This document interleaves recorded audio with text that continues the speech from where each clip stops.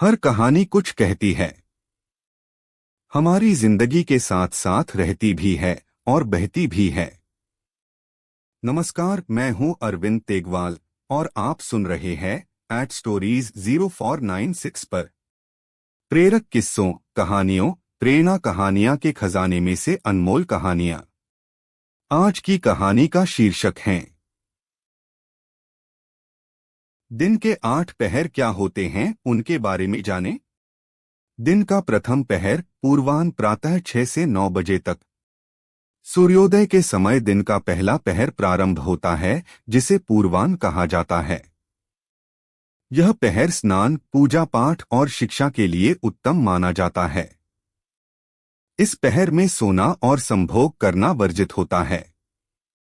इस पहर में क्रोध को कदापि नहीं करना चाहिए, अन्यथा इसका मन और मस्तिष्क पर तो बुरा असर पड़ता ही है, साथ ही साथ भविष्य भी खराब होता है।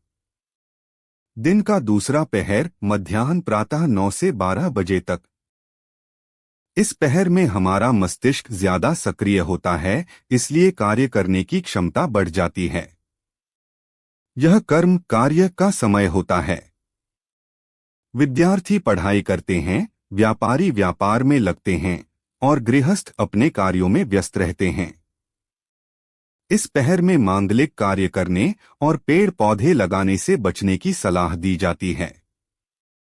दिन का तीसरा पहर अपराह्न दोपहर 12 से 3 बजे तक। यह भोजन और विश्राम का समय माना जाता है। इस समय अधिक श्रम करने से बचना चाहिए। यह तमोगुणी समय होता है, इस पहर में भोजन करना उत्तम है, लेकिन सोना और स्नान करना उचित नहीं।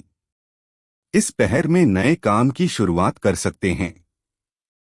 इस पहर में भगवान श्री कृष्ण की उपासना की जाए तो संतान उत्पत्ति की समस्या दूर होती है। दिन का चौथा पहर सायंकाल 03 बजे से 06 बजे तक। दिन के चौथे और अंतिम पहर को सायंकाल कहते हैं। इस समय सूर्यास्त होता है, जिससे वातावरण में सात्विकता बनी रहती है। यह पहर सात्विक तो होता ही है, लेकिन इसमें तमोगुण की प्रधानता रहती है।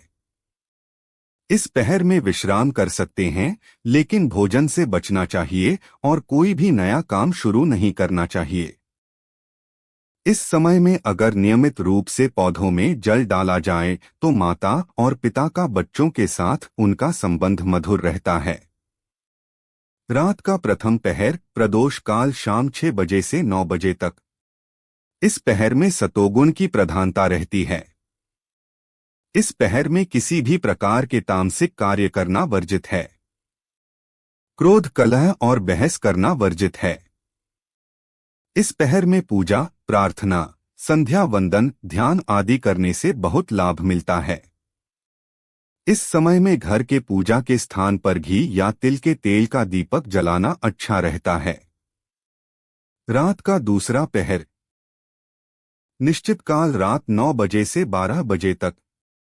इस पहर में तामसिक और राजसिक अर्थात दोनों ही गुणों की प्रधानता होती है, लेकिन यह पूर्णतः नकारात्मक नहीं होता।